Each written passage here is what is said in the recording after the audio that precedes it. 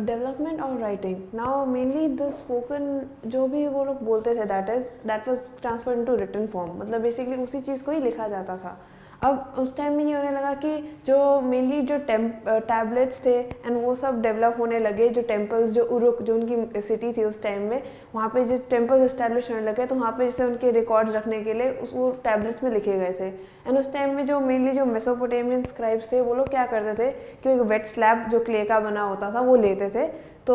और उसमें फिर वो एक रीड जो वेज शेप का कटा हुआ होता था उससे उसमें वो जो वो बोलते थे उसको लिख लिया करते थे जिससे वो रिकॉर्ड्स रहे। तो अराउंड 2600 BC में क्यूनिफॉर्म दैट इज जो वेज शेप्ड के जो सिंबल्स होते थे उस स्टाइल में लिखा जाता था। पहले लैंग्वेज वहाँ पे सुमेरियन थी एंड इवेंचुअली जैसे हमें पता है कि बाद में 2400 BC में अकर्दियन आई थी तो वो यूज़ होने लगा था। एंड उस टाइम में जैसे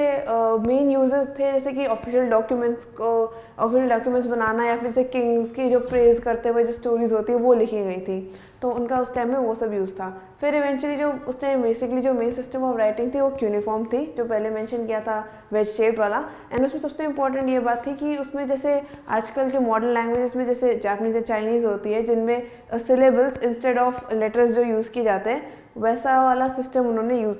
किया था। और उस टाइम में जो वहाँ के लोगों की लिटरेसी थी वो बहुत कम थी, वहाँ पे ज़्यादातर लोग को उस टाइम में पढ़ना नहीं आता तो ऑब्वियसली फिर वो लिख भी नहीं सकते थे। एंड वहाँ पे एक और ये भी इशू था कि वहाँ पे थाउजेंड्स ऑफ सिंबल्स यूज़ होते थे क्योंकि हर सिलेबल के लिए अलग सिंबल होता था एंड बहुत कॉम्प्लिकेटेड जैसे कॉम्प्लेक्स सिंबल्स भी होते थे, तो काफ़ी लोगों को लिखना नहीं आता था। एंड बहुत बार जो लिखा जाता था वो सिंपली जैसे बोला गया है वो एग्जैक्टली वैसे ही लिखते थे, basically reflected the speaking manner जो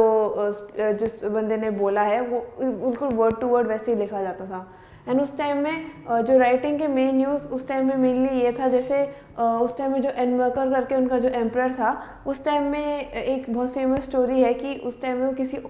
और किंग से कुछ ट्रेड के बारे में बात कर रहे थे, तो उसके लिए उन्होंने एक मैसेंजर को भेजा था। अब मैसेंजर क्योंकि कंफ्यूज हो गया था तो दूसरे किंग को बहुत समझ में नहीं आया था, तो एनमर्कर ने सपोजिटली सीधा स्लैब में खुद लिखकर उसने मैसेज भेजा था एंड दूसरे वाले किंग को तब भी वो ढंग से समझ में नहीं आया था कि क्या सिंबल्स बना रखे हैं करके। तो इस टाइप की स्टोरीज थी जो मेसोपोटामियन कल्चर की बेसिकली सुपीरियरिटी एंड ज़्यादा डेवलपमेंट को शो करती थी। तो एंड उस टाइम में क्लियर था कि जो राइटिंग होता था वो काफ़ी ज़्यादा जो उस टाइम में लीडर्स हैं जो किंग्स हैं या फिर जो उस टाइम में टेम्पल्स हैं उनसे ज़्यादा इन्फ्लुएंस होता था। और उसके बाद urbanization in southern Mesopotamia temples and kings, उसके बाद क्या हुआ कि 5000 BC ऑनवर्ड्स वहाँ पे अब उन्होंने जो टेम्पल्स जो क्रिएट हो रहे थे उनके अराउंड सेटलमेंट होना शुरू हो गए। इनिशियली जो टेम्पल्स थे वो बहुत सिंपल से श्राइन्स थे जो सिंपल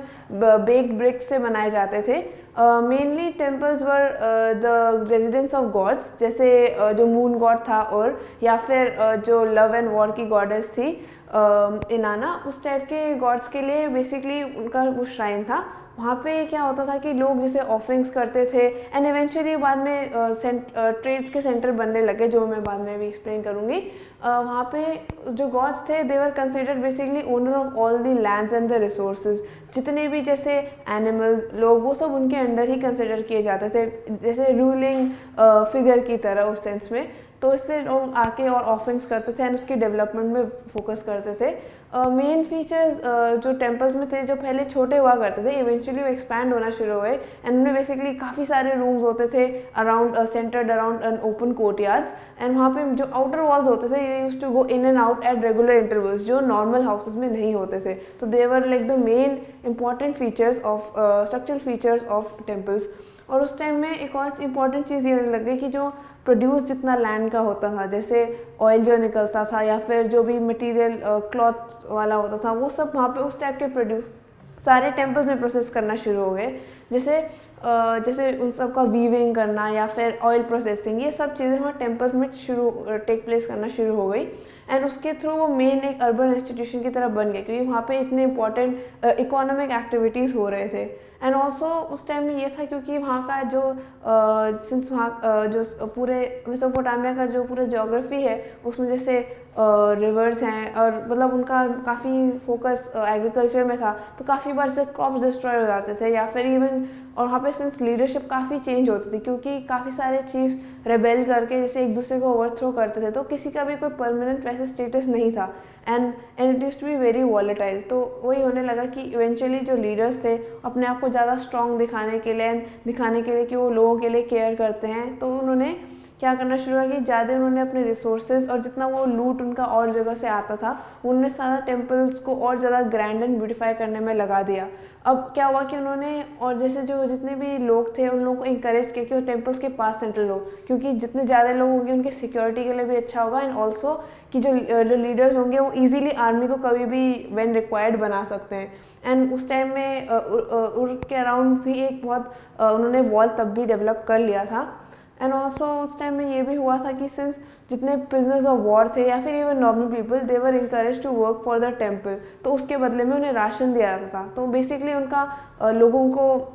उनकी इकोनॉमिक स्टेटस एंड मतलब उनका बेसिकली खाना पानी उसका कोई इशू नहीं था, तो इसलिए और भी ज़्यादा displacement from villages to the cities पाया गया था, स्पेशली दो सेंटर्ड अराउंड टेम्पल्स। एंड अब क्योंकि ये होने लगा जैसे कि ज़्यादा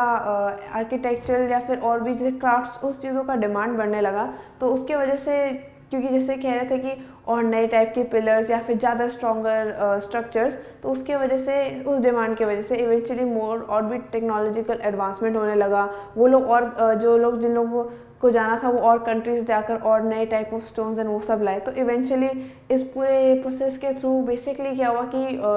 जो उनका पूरा पॉपुलेशन है वो मोस्टली सिटीज़ के अराउंड सेंटर होने लगा and they were basically more technological advancement.